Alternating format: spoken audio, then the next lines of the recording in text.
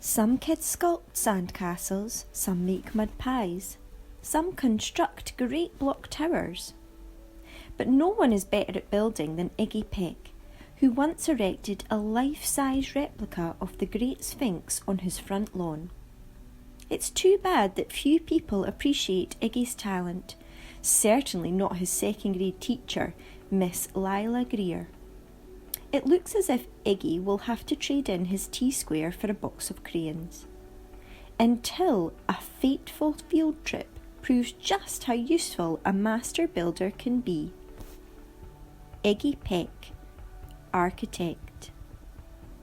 By Andrea Beattie and illustrated by David Roberts.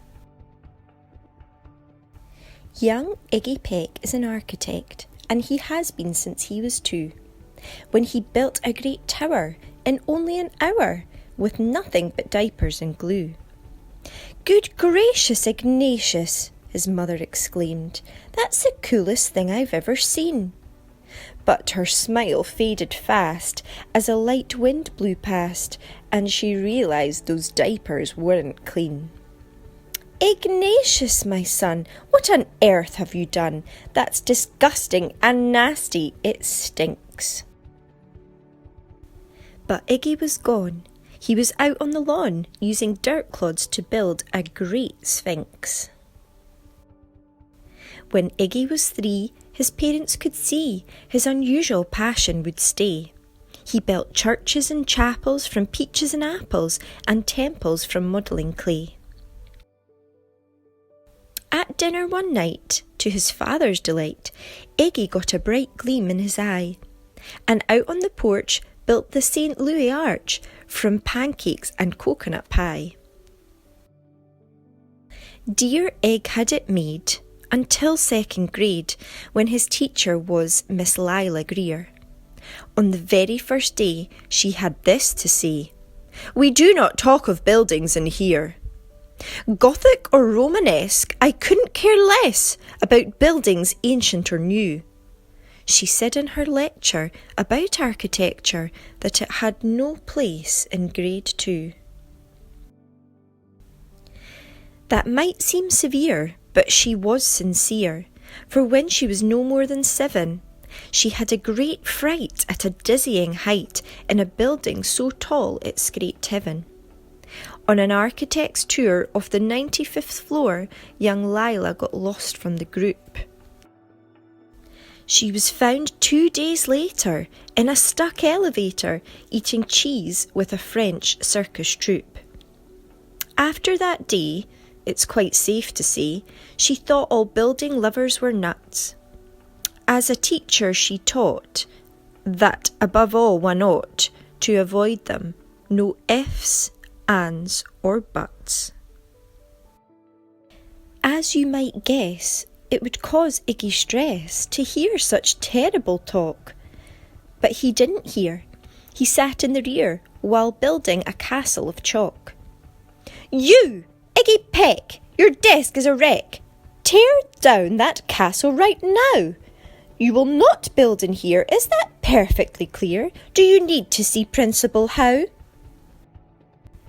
"No, ma'am," Iggy said.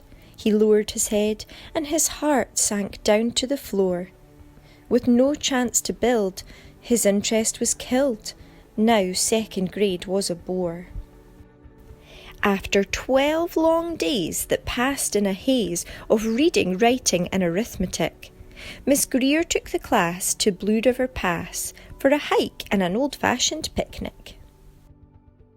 They crossed an old trestle to a small island nestled in the heart of a burbling stream, but they no sooner passed than the footbridge collapsed and Miss Lila Greer started to scream.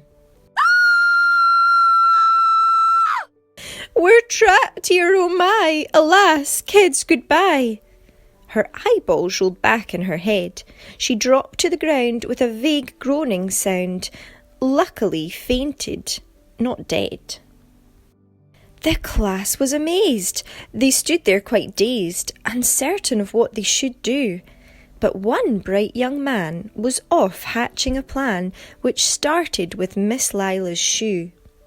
Soon each lad and lass there at Blue River Pass was working together as one. And when she came to, Miss Lila Greer knew that something quite brave had been done.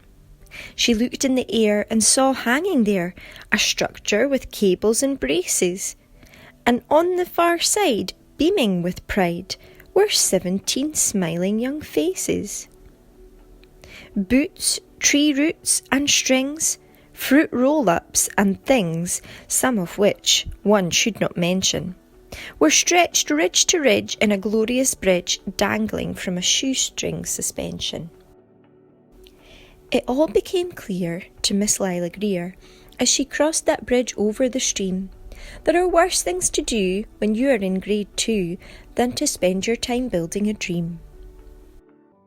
Now, every week at Blue River Creek Elementary in 2nd grade, all the school kids can hear, along with Miss Greer, how the world's greatest buildings were made. The weekly guest speaker in t-shirt and sneakers talks of buildings from Rome to Quebec. Of course, he's the guy who builds towers from pie, that brilliant young man, Iggy Peck.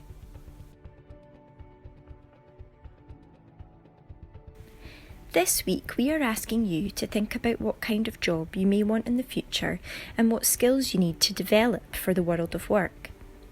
In the story, Iggy had a real passion for building and architecture. So think about what it is that you're interested in, or what do you have a real passion for? Is it music, animals, sport, maths, art, science? Or do you have a real skill for something like designing, inventing, drawing, patience, staying calm under pressure, or good coordination? This might help you to get an idea of what jobs you might enjoy and be good at in the future. There are some skills that we need to develop for all jobs, no matter what they are. Iggy had to be creative and use critical thinking. All jobs require you to be good at problem solving and try new things. Iggy also needed to work together with his classmates and talk to them about how to build the bridge for Miss Greer. You need to be able to talk to and work with other people well. All of these things we practice at school, in class, in the playground, so we have already begun to develop these skills. I hope you enjoyed the story of Iggy Peck, and there are lots of fun activities for you to do on this week's learning grid. We really want to see your pictures of your dream jobs for the whole school challenge, so please post them onto the Facebook school page, email them into school, or share them with your class teacher. Remember to stay home, stay safe, and look after one another.